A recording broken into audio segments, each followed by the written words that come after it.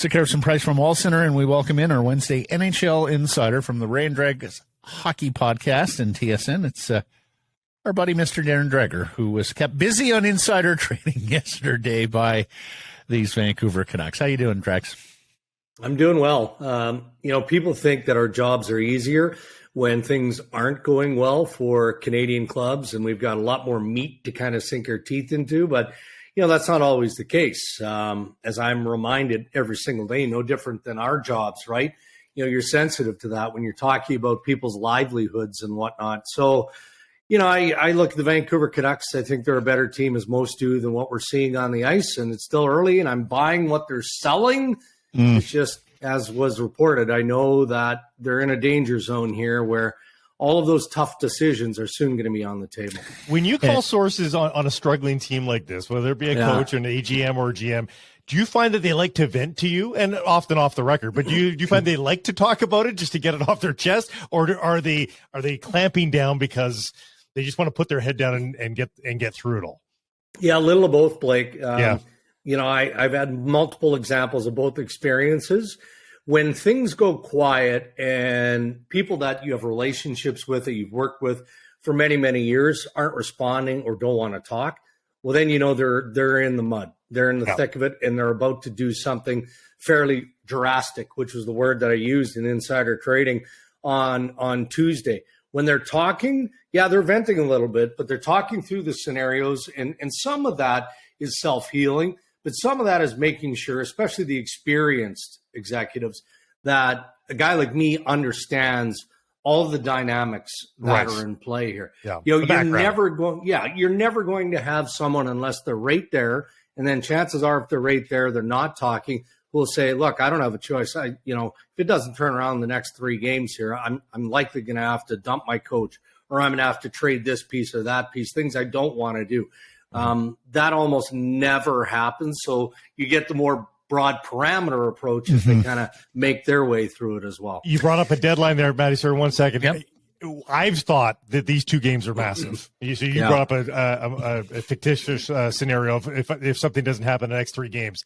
I'm sort of thinking that about the Canucks for these next 2. Do you think that scenario is there here for the Canucks? Whether I think the easiest thing is the coach, because if you go winless in 9 games, Dregs, how do you not consider it, whether you love Bruce Boudreau or not? But are these 2 games massive, these back-to-backs here, Seattle-Pittsburgh? It feels that way, but you know what, Blake? I felt like that going into the Minnesota game, where there was it seemed like there was more heat swirling around Bruce Boudreau. And then they played pretty well. They didn't pick up the 2 points, but they played pretty well, and they ended up losing in overtime. Then you get into the home opener on the weekend, and that was just different forms of ugliness. So at that point, again, the temperature rises. So I'd like to give you a firm answer that, you're onto it here. That's my sense, that the next couple of games. But I don't feel that way, other than, as I worded it, and I just did a minute ago too, is that, when I said on insider trading, they're approaching that danger zone where everything has to be on the table. I think that's what the next 2 games represents. Now, does that mean that, they're going to make a coaching decision? Can't be sure of that. Does that also mean that they're inching real close to, maybe is the best case scenario, of embracing that hefty renovation, as I described it? And that might be best case for the organization if you look at the 23 draft. Hefty renovation is the new rebuild, ladies and gentlemen. Darren Dreger coined it right here on Sekeres and Price and on Insider Trading.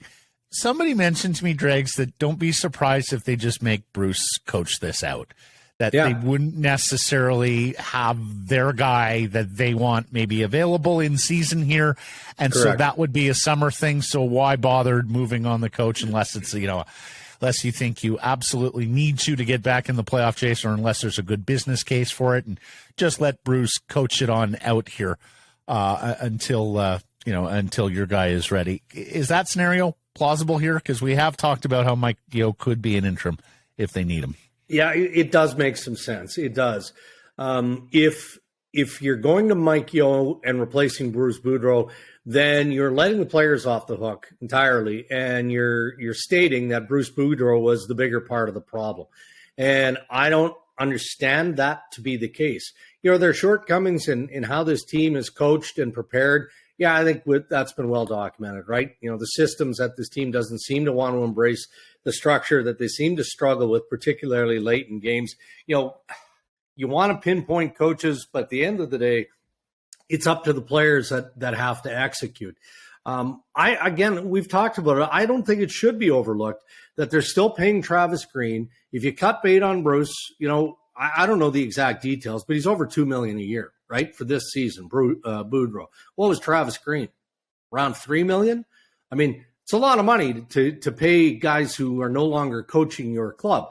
And if you're hiring from outside, then you're getting into some bigger money, right? So it does make a lot of sense from a financial perspective to wait until the end of the season. But, if you're making that decision and you're going to Mike Yeo, you better be sure that Mike Yeo is also more than capable of continuing to push the development of young guys like Pettersson, Quinn Hughes, et cetera. Mm-hmm. It's also optics too, right? Like to have three coaches in 13 months. And, of course, we documented it yesterday. We talked about they went from AV to Tortorella to Willie Desjardins in rapid fire not so long ago. No, you can make the argument too that, you bring in a head coach now, that the team next September is going to be very different than the team is now. So why make your coach, dip his toe into this group that he's really not going to have at his disposal for his first training camp? Guys, I'm reminded too here, and we know that Patrick Allvin is making the decisions that general managers in today's NHL make.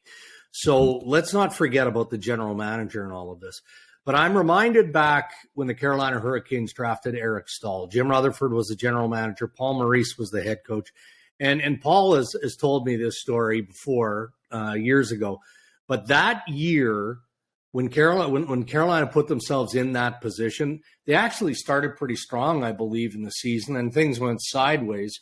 And Rutherford management basically went to the coaching staff and said, whatever, it's November, early December, you need help, but I'm not bringing it. And, we're not tanking per se, because I've never subscribed to that. I don't think most pro athletes do. I mean, they're going to play as hard as they can. You're just not going to get any help. So that could be what we see here in Vancouver, which, fans maybe aren't going to like. We're going to find out. But if they see a better future, or they bring in pieces through draft or trade with prospects coming in that can augment what they have, maybe the future from 3 years from now looks pretty good. We've had several listeners bring up the Ottawa Senators as a possibility because of this new Josh Norris injury. How all in are the Sens to make the playoffs this year and give their fans something to hold on to? Because that Norris injury derails that plan if that's a hard and fast plan for the Ottawa Senators. I mean, our listeners are connecting the dots saying, hey, we've got a couple of guys that are tradable here, if not a few, in Besser, Miller, Horvat. Would the Senators be interested in some help in that regard to plug the Josh Norris hole? It would be a surprise to me, Blake. I understand why you're thinking that. They've got Shane Pinto there, and they signed the veteran Derek Brassard. And, on a longer term to cover off for the Norris injury, which you're right, the Senators have announced is going to be longer term, I don't think Brassard is the answer for all of that, but a combination of Shane Pinto and Derek Brassard will probably get the job done. They still have a need on the back end. They do. And they're looking for a top four defense. That's been well documented. I think collectively the defense of the Ottawa Senators has played better than what they were expecting. Jake Sanderson has been terrific. So if you are that team that is willing to part with a good piece like Bo Horvat or another piece from the Vancouver Canucks, what are you expecting by way of return? Is it going to be a Ridley Gregg?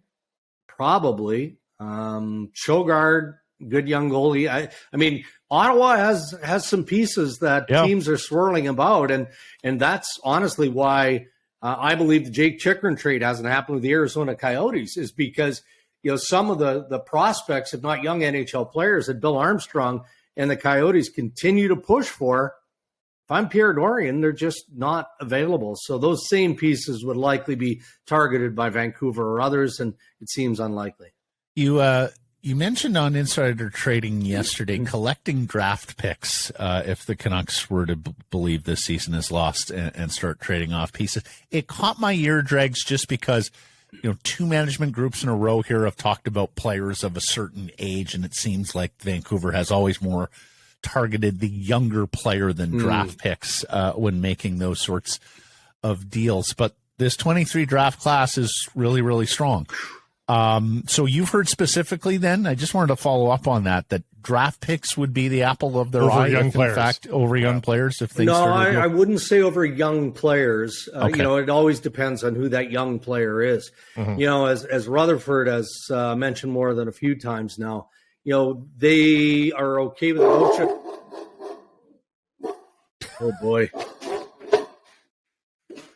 Hold on just a moment here. Apparently Tiny is unhappy with what's going on next to the office, which is my front door. Tiny doesn't like draft picks either. No. I'll leave it up to you guys if you choose to edit that. If not, that's fine by me. Tiny is a big voice in this household. Apparently she didn't like the idea of collecting draft picks in Vancouver either. But I think the acknowledgement of how deep the 23 draft is obvious when you look at the top end. And you're looking at Bedard, and you're looking at Mishkov, and we're looking at Adam Fantilli, who's off to a great start in Michigan, and wondering about that. But how deep is this renovation going to cut, right? Are you going to be fortunate enough, if you're going through the renovation, to get in a position like that?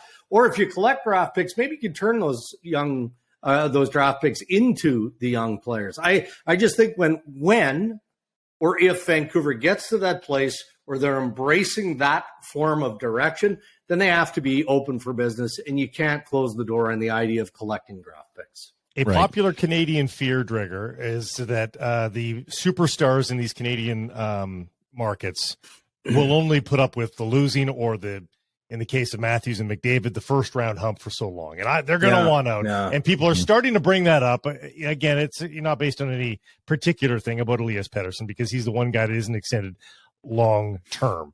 In your estimation, talking age, is that ever really that close to being a thing for these superstars in the Canadian markets? Not really. I would say that in Pettersson's case, I think we all can appreciate why this is a big year for him. Sure.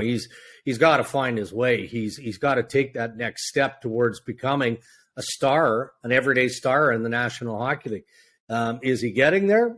Yeah, he's shown signs this season that I think he's getting there, but you got to get there. But I don't know that it's a big pressure thing. It is interesting to me though, guys, the different approach that individual clubs will take with these young players. There's still lots of NHL teams, Canada or otherwise, that want to hold their feet to the fire. They want to make sure that they're earning it through that second year, and maybe that forces them into the bridge.